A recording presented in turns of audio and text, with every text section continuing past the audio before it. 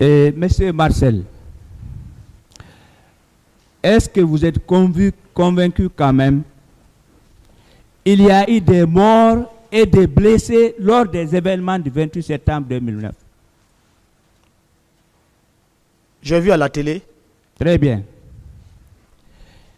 Est-ce que vous avez déploré ces événements? Bien sûr. Bien.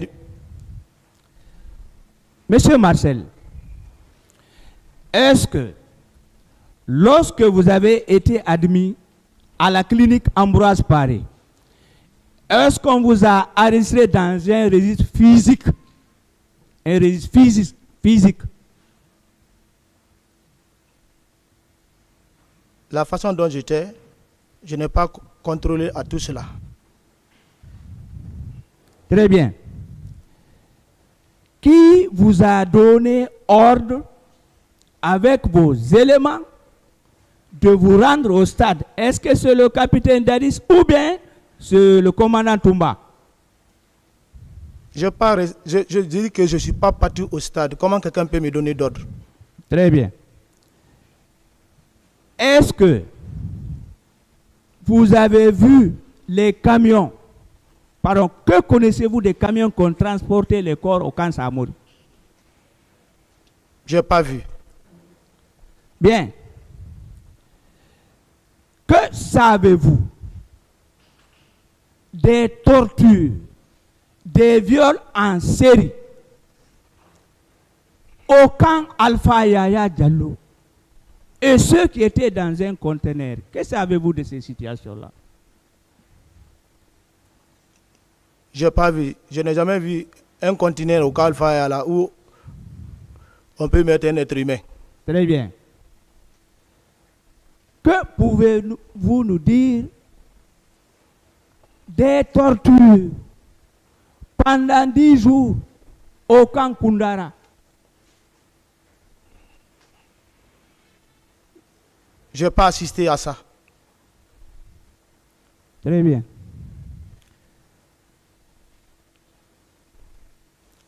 Est-ce que vous pouvez nous donner quelques noms seulement de vos 120 éléments?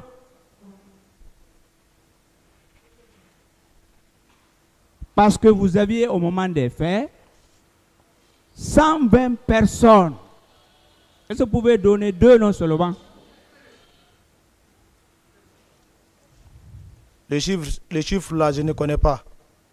Très bien. À l'audience du 12 octobre 2022, vous avez déclaré en substance, c'est ceux qui voulaient du capitaine Dadis qui vous ont arrêté. Quels sont les militaires et les civils qui voulaient du capitaine Dadis? C'est de vous, hein?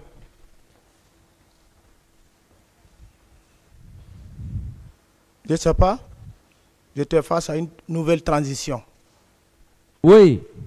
Alors, est-ce que vous vous rappelez que vous avez donné quelques noms? Feu général Louhoucham, le général Sekouba Konaté et le général Baldé. Est-ce que vous vous rappelez de cette partie? Ce sont eux qui m'ont arrêté. Pourquoi ils vous ont arrêté? Je ne sais pas, parce qu'ils m'ont arrêté pour une première fois pour rébellion. Très bien. Que savez-vous des tirs au camp Alpha Yaya Diallo lors de la tentative d'arrestation du commandant Toumba? Là, je vous rappelle, c'est le commandant Pivi qui déclare cela. Que savez-vous de ces tirs nourris? Parce qu'on a voulu arrêter Toumba, il y a eu des tirs. Que savez-vous de ces tirs-là? C'est ma première nouvelle. Bien, c'est consigné dans un procès verbal. Très bien. Alors, vous avez parlé également de Claude Pivi ici à la barre hier.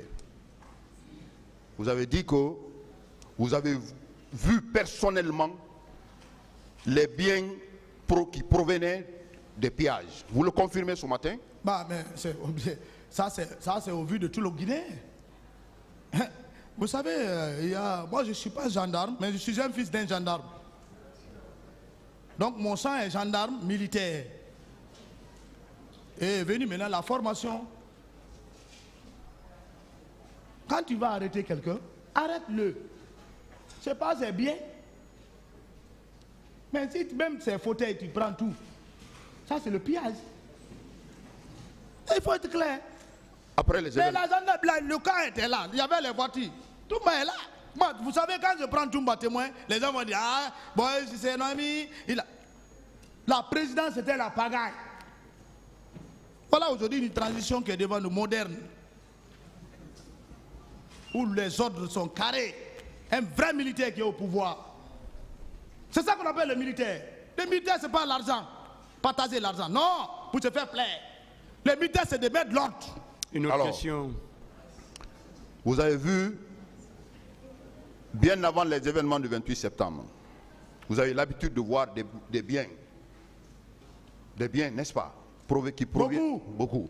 Alors, après les événements du 28 septembre, les heures qui ont suivi, est-ce que vous avez constaté également les biens qui provenaient des pillages des magasins, de Bambeto, des véhicules au camp Al-Fayaya, par les hommes de Claude Pivi, puisque vous avez dit ça ici hier? Vous savez, monsieur le procureur, la présidence n'est pas à n'importe quel lieu. S'ils ont fait ça, ils vont jamais faire rentrer. Ça, c'est des pillages. Un voleur, quand il prend quelque chose, il ne va pas montrer ça. Il se dissimule cela.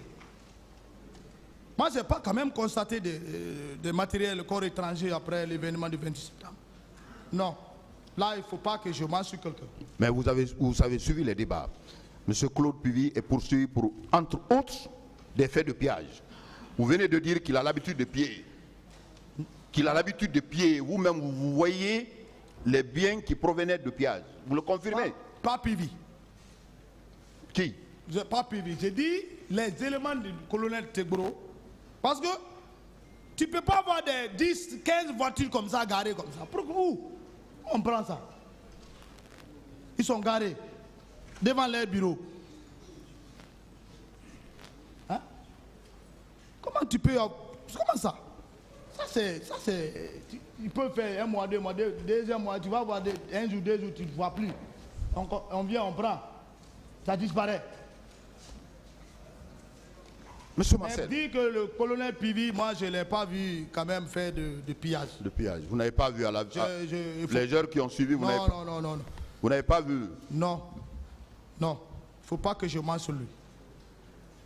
Les heures qui ont suivi également les événements du 28 septembre, avez-vous constaté la séquestration des personnes, ce colonel Pivi, le colonel Tegboro? Le colonel Tegboro, moi je ne le fréquente pas. Vous n'avez pas constaté des personnes? Je ne le fréquente pas, mais il ne peut pas dire qu'il n'avait pas de cellule. Ça c'est assez faux. Là, je suis formel, anti-drogue. Quand tu prends quelqu'un, où tu vas le mettre? Celui-même qui a déclaré ici. Tu savez, l'homme, c'est l'homme lui-même que tu te prends dans ta parole. Il dit qu'il a pris les bérets rouges qui sont partis, c'est Cellou Dalein, le président. Alors, où il avait mis ses bérets rouges pendant 1 mois? C'est au salon. Tu mets un béret rouge, 18 bérets rouges dans le salon, mais ils vont quitter. Ils étaient dans les cellules. C'est ce qui a fait révolter leur ami béret rouge à la présidence. C'est ce qui a fait que on les a délogés à l'enceinte de la présidence. Derrière le mur, il y a le même bâtiment qui est construit à Yimba, la rentrée de Yimbaya. On les a stockés là-bas, avec ses bodyguards en body noir. C'est comme ça. Mais il ne peut pas dire qu'il n'avait pas de cellule. Vous avez suivi les parties... Je n'ai aucun contact avec... Vous avez suivi certaines parties civiles qui ont confirmé... Mais ça peut être vrai. Qui ont confirmé qu'elles étaient séquestrées. Quelqu'un qui a suivi le mal de telle sorte. Comment? Qui est preuve ou pas? Ou bien vidéo? Quelle vidéo? La Guinée a eu le téléphone en quelle année? Maïtik là. Les Guinéens viennent de connaître le Maïtik.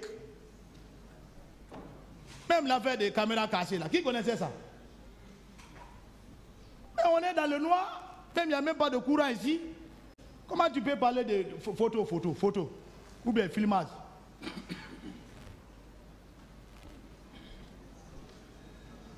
Capitaine, je voudrais revenir encore dans l'enceinte du stade. Vous avez suivi le président du Sénifal devant ce tribunal. Vous avez suivi avec intérêt ses déclarations. Très bien. Il a déclaré ici, il a persisté là-dessus, que c'est vous qui avez administré des coups violents au niveau de la tête de Sidia Touré, au stade.